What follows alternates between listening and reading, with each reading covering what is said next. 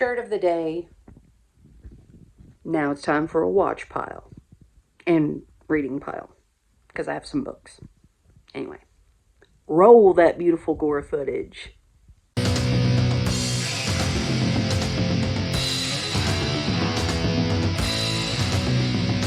Come on!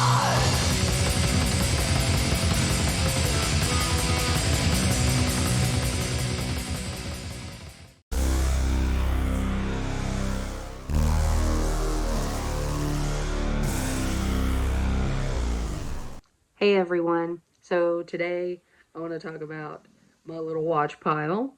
Got a little watch pile for you, and a reading pile, and a new arrival to the collection that I am excited to show off and talk about. So, first off, the last 2 weeks, everyone was sick except me, and luckily I was able to take care of everybody. But, so not a lot of movie watching, but I did get some reading in, which was exciting because I've been wanting to read, and I figured instead of scrolling on my phone while my children all napped on me, they were sick, they wanted mama, so of course I'm gonna say yes. Pile on mama. I got some books off the shelf that matched the wintry mood. We had a snowstorm, and then more snow, and then ice, and more snow, and we're supposed to get more snow. It's mountains of snow and ice still outside. It's like an Immortal album out there, but we are in Scandinavia, so it makes sense. I've been calling it blankets of blizzardry. But yeah, I'm excited to talk about the books. I'm actually going to do a Fear Street February video where I'm talking about, like, doing reviews on the books. But I'm going to show them off here after the movies. Let's dive in. First up, we have the Antichrist, or, as I knew it back in the rental days, the Tempter.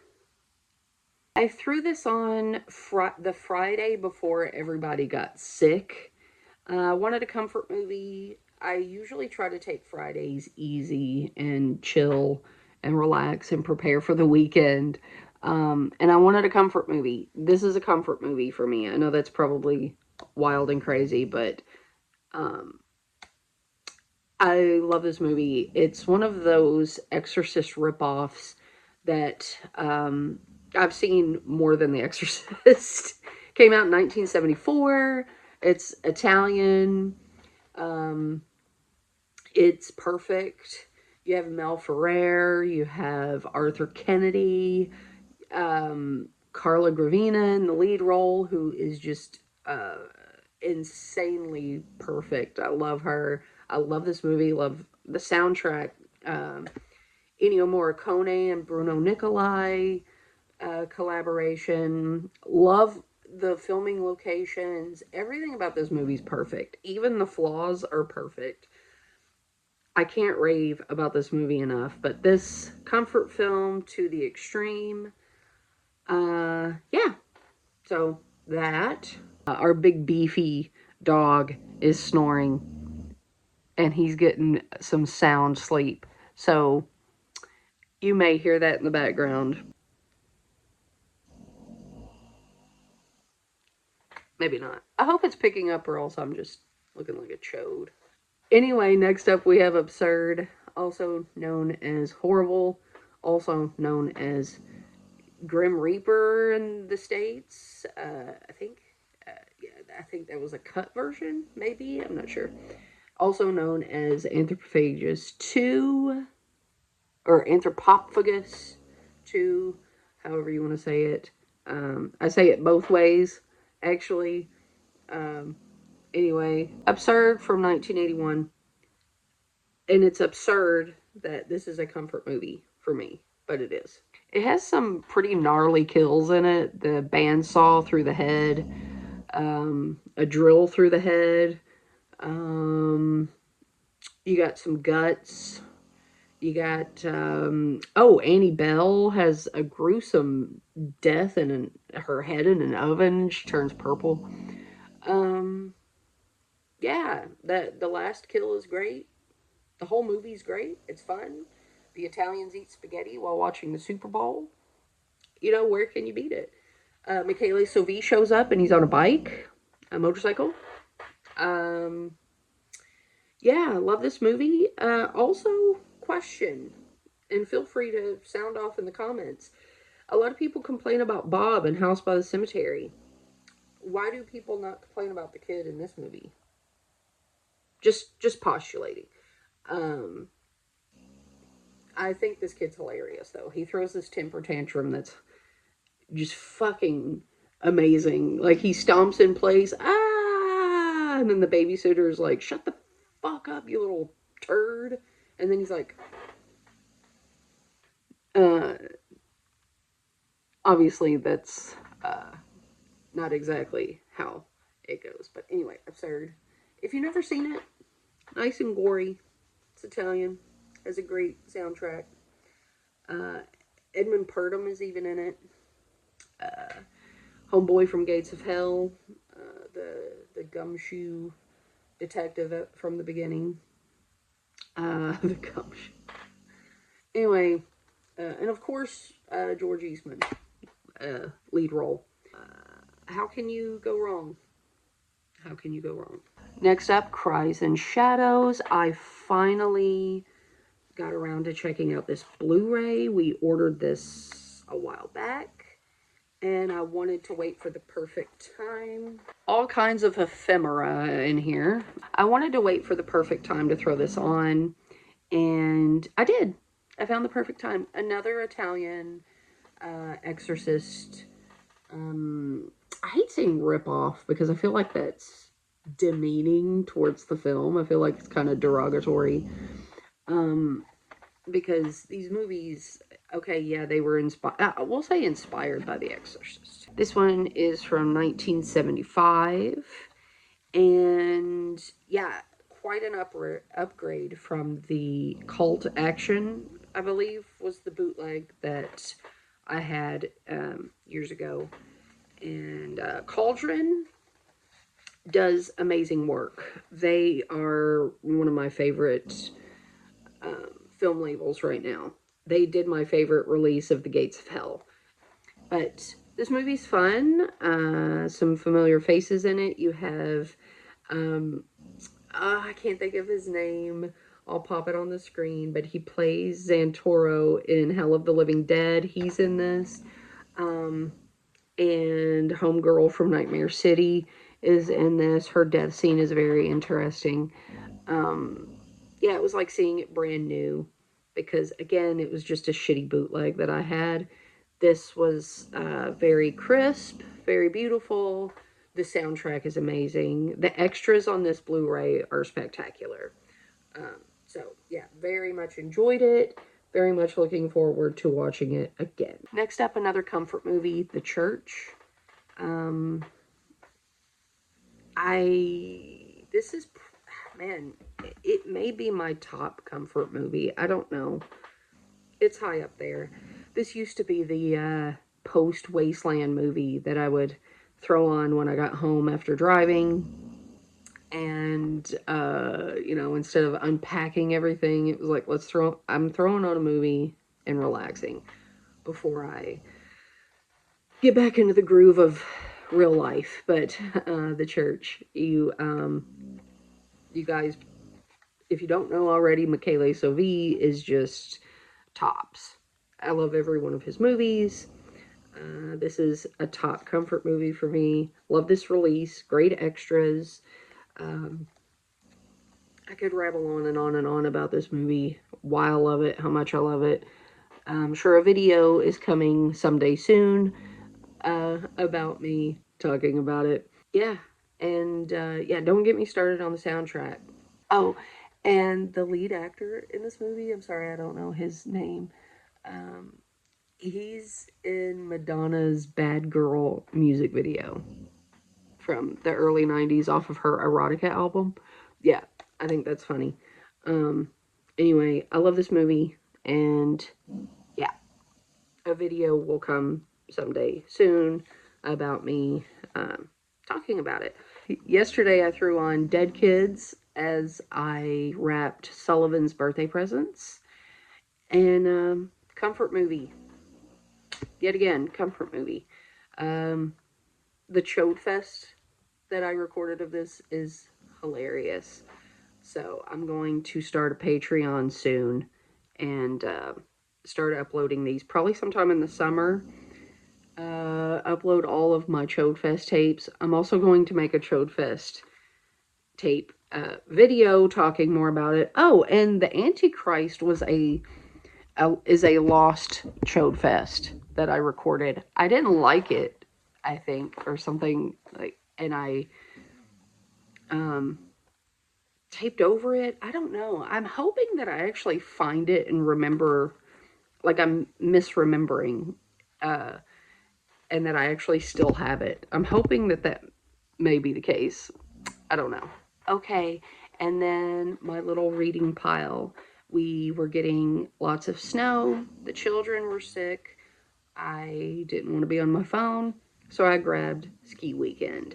And my God, this was way better than I remembered it. And that's saying something because I remembered it being awesome. And this was like way more awesome than just awesome. Also, yes, this scene does happen in the book. And yeah, look at this. Look at that guy. Lots of fun. Looking forward to talking about it. Then after the, and these are just like, I could have read it in a day, but knocked this out in 2 days. And this is my original copy from childhood. Still had my name written in it. Bought this probably sometime in 93, 94. And then next up is Truth or Dare. And this was also better than I remembered it, but it still wasn't as good as Ski Weekend. Ski Weekend was tops. This was like, okay, you know, decent. Another one I knocked out in 2 days. I mean, I used to read these in a day when I was a teenager, preteen, teenager. Yeah, fun. Not as fun as Ski Weekend. Then Valentine's Day was approaching. I had to read Broken Hearts. And yes, this happens in the book. She opens her locker and there's blood smeared. You're dead. And I love this. Look, you got a Rob Halford looking dude and an Eddie Van Halen looking dude. This has some cool death scenes. It has one of my favorite Fear Street kills. A girl is stabbed with an ice skate. It's so far into her spine that the blade can't be seen. Like, it's just the shoe. Great stuff. Great stuff. This was so good. Again, I'm excited to talk about it. Yeah, love this book. It's a classic. It's a little chunkier than the other two because it's a super chiller. So yeah, more kills, more characters, more story, more greatness. And I'm keeping Christmas alive, and the next book I'm going to read is Silent Night. I didn't get to read this around Christmas time. And since it still looks like blankets of blizzardry, I'm going to start reading this. And then part 2 afterwards. Look at these covers, you know. And this is one of my favorite Fear Street books. If not my favorite Fear Street book. It's definitely up there. So, Silent Night 1 and 2. I had the third one. I can't find it. I have a whole lot of missing books and movies. So I'm going to have to rebuy the third one. But love these books, so I'm going to dive into these next. And we are ending here with the new arrival to the collection. House with Laughing Windows. Simon surprised me with this. This is possibly, I I don't know if it's my favorite giallo, but it's definitely, it's in my top 5. It's in my top 3. It may be my, it's in my top 3. The ending really, oh, there's nothing there. The ending is really what tops this movie off. It's an amazing movie. The way it plays out, the filming locations, the music, the mood is just so heavy and dense and dreadful right from the beginning. And you're just like covered in this web of like, what is happening? What are we gonna see here? And yeah, I've wanted this on Blu-ray for so long, and here it is. I am so excited. Comes with a badass book. So, I'm gonna read this over coffee tomorrow. Comes with a poster. It's a double-sided poster, which is nice.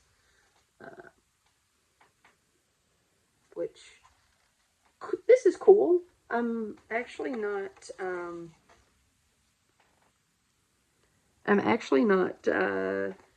you know, opposed to this.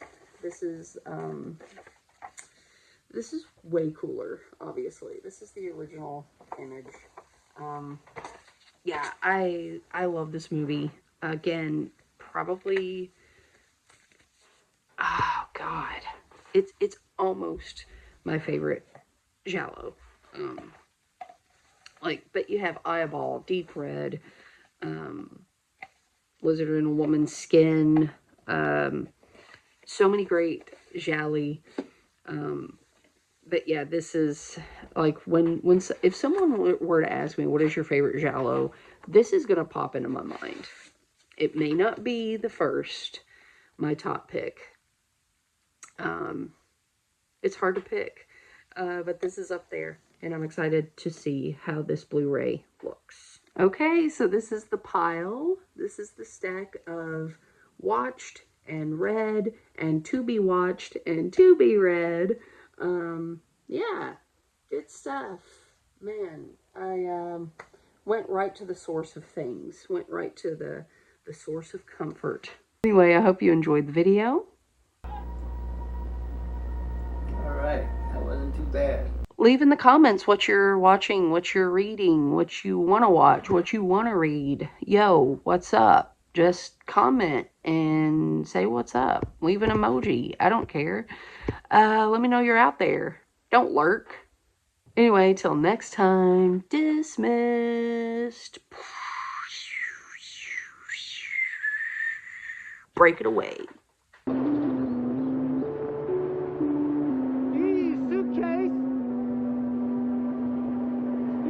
Suitcase, man!